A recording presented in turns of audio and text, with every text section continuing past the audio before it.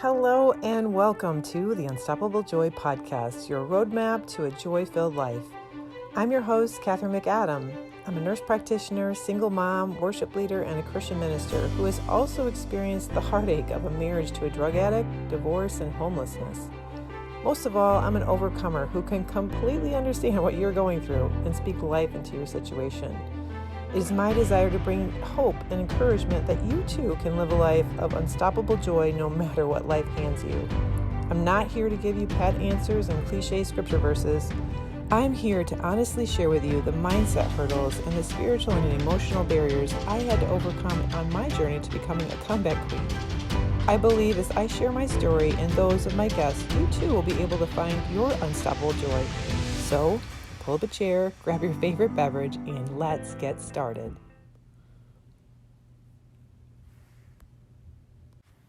Hello, lovely souls. I'm so excited that you're here today. Nothing can spoil your day quicker than some gut issues. So I thought we'd talk about our guts and how to keep them healthy and how that relates to our joy in life, which you wouldn't think, but did you know that your gut has something to do with your mood? And I'm not talking about just when you have tummy troubles. I'm talking about the fact that there is somewhere between 70 to 95% of our serotonin, which is our feel-good neurotransmitter, is produced in our gut. And it is so crucial to our health and our immunity and our sleep and everything else.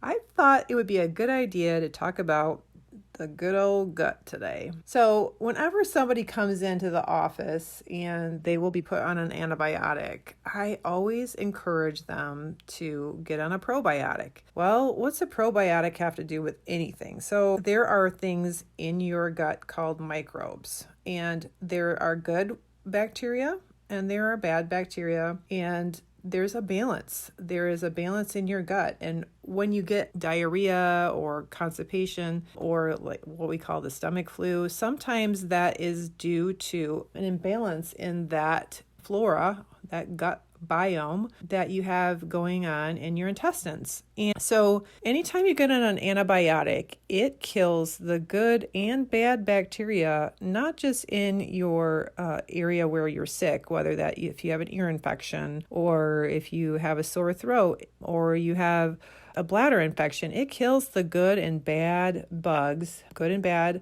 bacteria that you have in your whole system. So what happens is some of these bugs, some of these microbes then get off balance. So you can have an overgrowth of the bad bacteria or an overgrowth of yeast. So your body, inside and out, your skin has microbes on it, good and bad and yeast. And so, like I said, if there are times where things get off balance, whether that is a cut or ingesting something that has bacteria in it, or if your immune system just gets low, you will then have a disruption of that balance. There's balances in nature all around us, and we'll talk about more of that on another episode. I love talking about water. It's one of my favorite things. But the gut biome, it is something that can easily be disrupted. And if you've ever taken an antibiotic and then ended up having some diarrhea or just some indigestion from that, that is a sign that there is kind of that imbalance in the gut biome. And what they're finding is that delicate balance of your gut flora can affect your mood. It can affect your ability to heal. It can affect your ability to fight infection. And it also leads to what we may have heard, I don't know if you've heard of it, it's called leaky gut syndrome. And basically it's where, because of stress and disruption of that delicate balance in your gut, that your gut then becomes more permeable and you have toxins that your gut is supposed to be filtering out and processing along the way and eliminating. They can actually get into your bloodstream and cause some problems. So another part of that leaky gut syndrome is that inflammatory process. And So how do we get this gut of ours back in line? So like I said, anytime somebody comes in and they are getting on an antibiotic, I always encourage people to get on a probiotic. So probiotics are things like lactobacillus, they're good cultures of good bacteria that we find in like yogurt and cottage cheese and kimchi and fermented foods like sauerkraut and, like I said, kimchi. Kombucha is another source of this, and kefir. So when you are on an antibiotic, and like I said, I encourage people to get on a probiotic just to help to replenish the good bacteria in your gut. Now, you can take this through natural sources like we talked about, yogurt, cottage cheese, that sort of thing. But you can also, especially if you're a non-dairy person, you can get on a probiotic. And my patients always ask me, what do you recommend? And I always say, ask your pharmacist because I have no idea what they have on their shelves. And pharmacists should know what they're selling, and they most likely will have one that they recommend over others. Some good things to look for are the number of cultures. Some of them say they have 2 billion, 5 billion, 10 billion cultures. And obviously, the more cultures, the more potent the medication or the supplement, I should say. And then you want to look for one that is going to make it past your stomach, because a lot of the microbes can be denatured in the stomach itself, because that's what your stomach does. It basically starts the breaking down process. And what you want is for those probiotics to make it into your small intestines and then make their way down to the large intestines as well. So those are a few things to look at. One that has like a timed release, so it's not getting just eaten up in the stomach itself. The other thing that's super important is prebiotics. And I know some of the probiotics say that they have prebiotics in them, but the best source of prebiotics and probiotics is actually in good old-fashioned fresh fruits and vegetables. So organic is always best if you can afford it. And there are lists out there on the internet that talk about which things are most important for you to have organically, like what's worth your money. I won't go into that here today, but I'll just say this, that anything that has been treated chemically with a pesticide or herbicide, it basically degrades the natural prebiotics that are on our food.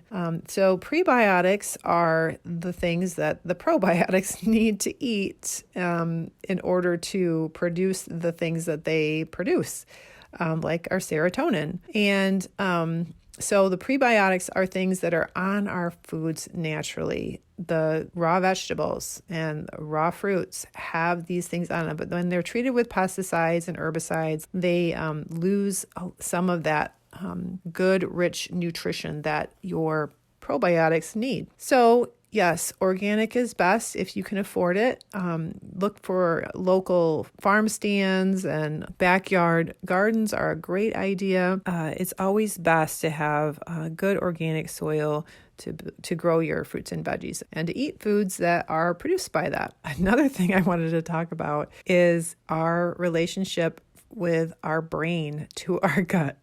So it's crazy to think about. I mentioned a little bit ago that between 70 and like 95% of our serotonin is produced in our gut. And so a lot of people get on these SSRIs. So an SSRI is a selective serotonin reuptake inhibitor. And that's a big mouthful to say that it's a drug that inhibits the reuptake of serotonin. And so there's more circulating in the synapses that your brain needs in order to have that happy feeling and that calm that you would have when you have enough serotonin. And these SSRIs basically work so that there's more serotonin floating around in your brain so that you don't feel depressed.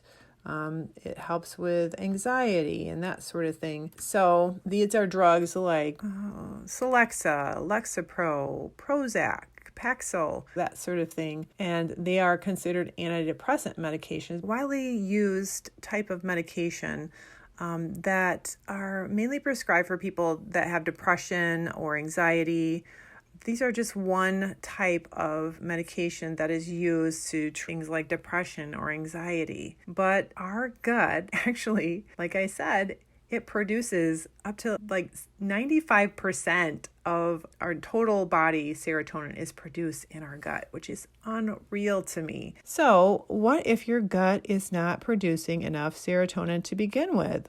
Maybe that's the source of all this. And that is actually what some scientists and medical researchers are now looking at. So what's happening because of this, there are a new class of probiotics that people are researching called psychomicrobiotics, and they are specifically designed as a non-toxic intervention for various types of psychiatric conditions. And some research has even been done with probiotics on autism, which is just fascinating to me. If you can fix a child's gut, you might be able to help them with their cognitive function. So one of the things that's really interesting about the gut, there's a condition called C. diff or C. difficile. It's a bacterial infection that you can get in your gut. And they have actually used like what I call a poop transplant,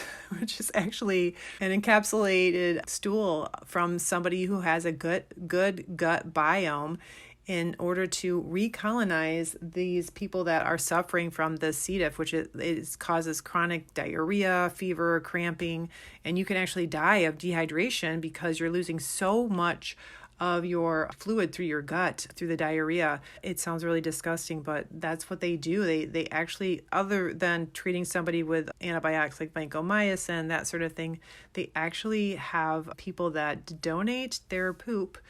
They actually, there's a rigorous health assessment they have to go through in order to be somebody who donates their poop to people that are going to be using it to recolonize their gut. Anyway, that reminds me, a side note, the really interesting thing, it shows us how important that the gut biome is. Baby bunnies, they actually will eat their mother's feces, and the reason that they do this is it not only does it has these nutrients that they cannot fully digest on their own, it helps to colonize their own digestive tracts with the healthy gut bacteria, which is essential for a bunny digestion. Bunnies eat a lot of fibrous plants, and they need that to actually break down the things that they're eating. So it just goes to show you how important that the gut biome is. It's really just a fascinating topic. I know that things got a little bit poopy here, but just keep in mind, anytime you get on an antibiotic, you might want to consider getting on a probiotic. Of course, reach out to your family physician and talk to them about what their recommendations would be, and consider changing your diet and including more fresh fruits and vegetables.